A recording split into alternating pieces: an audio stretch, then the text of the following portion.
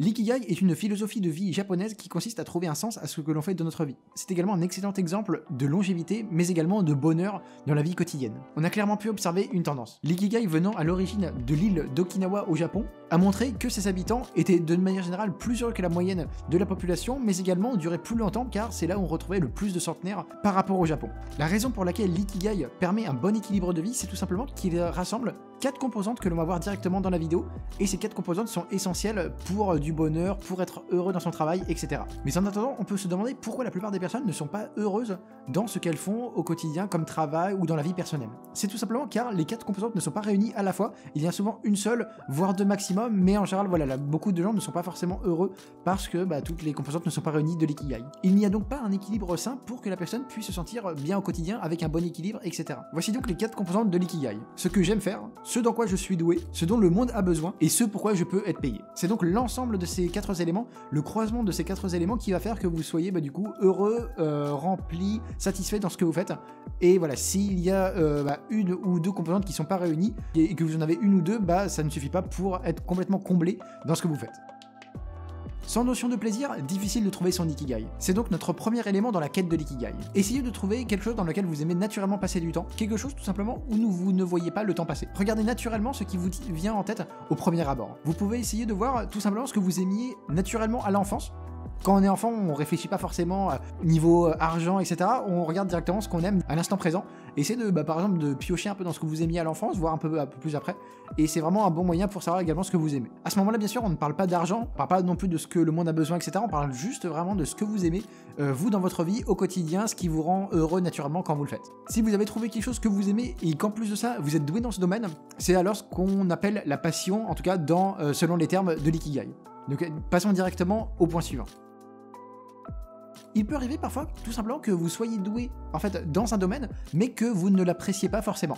C'est donc là bien évidemment pas une passion, vous êtes très bon là-dedans mais voilà vous faites ça comme ça pour peut-être pour gagner votre vie mais voilà c'est pas du tout lié les deux ensemble. Il faut donc absolument que vous aimiez là où vous êtes doué pour que cela devienne une passion. Essayez donc d'identifier les domaines où vous êtes plutôt doué, là où vous avez en fait relativement un talent, quelque chose où en fait vous arrivez facilement à faire alors que les autres rament un peu plus pour arriver au même type de résultat. On a tous des forces que l'on a nous et que d'autres n'ont pas dans tel ou tel domaine. Au lieu de malheureusement passer à côté, il est bon et intelligent de vraiment les exploiter et faire vraiment ce que l'on peut au maximum pour faire ressortir le meilleur de nous dans ce domaine-là. À partir du moment où vous êtes payé pour là où vous êtes doué, c'est du coup ce qu'on appelle la profession selon les termes de l'ikigai. Cette composante n'a pas grand chose de spécial au final quand on y réfléchit un peu. Disons que depuis qu'on est petit, on est un petit peu orienté sur ce dont on peut être payé et au final sans trop savoir si vraiment on aime la chose en question. Souvent on nous dit voilà, va dans tel domaine parce qu'on sait que y a pas mal de débouchés, parce qu'on sait que ça gagne bien, mais on ne cherche pas forcément à te dire est-ce que tu aimes vraiment la chose. Et ça du coup c'est assez dommage parce que au final la personne va peut-être durer 2-3 ans et au final elle va pas avoir un sens, elle va pas trouver un sens à ce qu'elle fait dans sa vie. Et elle va arrêter l'emploi tout simplement. Donc vraiment très important ça, également cette notion de plaisir, d'être doué et voilà d'être satisfait parce que sinon, encore une fois, les gens ne vont pas durer dans le boulot. Ça, ce que je viens de dire au début, c'est tout simplement juste bon pour payer le loyer comme on dit quoi. Payer le loyer, payer la nourriture, mais sans forcément avoir quelque chose qui a un sens à sa vie. D'une manière générale, depuis qu'on est né, et on est un peu conditionné là-dessus, on nous dit souvent d'étudier dans tel ou tel domaine, on a un diplôme dans cette partie, on a une compétence, et on cherche un boulot en relation avec ça. Mais au final, voilà, comme je l'ai dit un peu précédemment, on n'est pas sûr vraiment d'aimer ça à 100%, et c'est pas quelque chose qu'on va vouloir faire peut-être 40 ans dans sa vie. Si ce pourquoi vous êtes payé coïncide également avec ce dont le monde a besoin, il s'agit alors de votre mission. La dernière composante de l'ikigai est donc ce dont le monde a besoin. C'est là également qu'il y a une notion un petit peu altruiste au processus. Il est donc très important au final que vous soyez comblé par rapport à ce sentiment d'utilité en fait, ce sentiment d'être utile pour les autres, et justement c'est là qu'il y a la dimension altruiste, parce que vous voyez que telle partie de la population a besoin de telle ou telle chose, et vous pouvez répondre à ce besoin de la meilleure des manières qui soit. C'est également à travers ça que vous sentirez également une forme de reconnaissance qui vous poussera également à continuer votre boulot dans les moments où vous n'avez pas forcément envie de trop travailler. Quand ce que vous aimez coïncide également avec ce dont le monde a besoin, on appelle ça alors la vocation.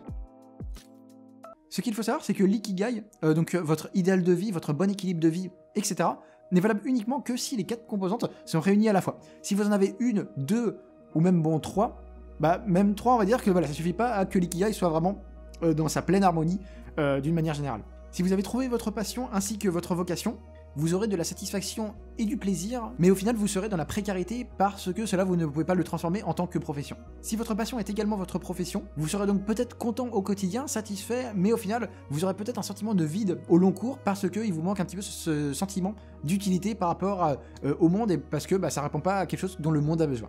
Si votre profession est également votre mission de vie, vous serez donc dans le confort au quotidien, donc que ce soit financier ou même au niveau de votre situation, mais voilà, vous aurez peut-être un peu ce sentiment de vide. Si votre mission coïncide également avec votre vocation, vous serez donc excité, plutôt content au quotidien, mais peut-être un petit peu incertain sur le long terme. L'ikigai est donc une philosophie de vie vraiment intéressante pour savoir si réellement vous êtes content dans ce que vous faites, si vous vous sentez bien, si vous avez un bon équilibre de vie et que voilà, tout roule pour vous. Des fois, voilà, nous, comme je l'ai dit auparavant, on a en général deux composantes réunies, mais il nous manque quelques-unes, et c'est malheureusement un problème pour être complètement rempli au quotidien. La plupart des situations que l'on retrouve, en tout cas en France par exemple, c'est vraiment le fait qu'on a un boulot, donc on est souvent doué, on a des compétences pour telle ou telle chose, et en fait on génère des revenus, on gagne de l'argent avec cette profession.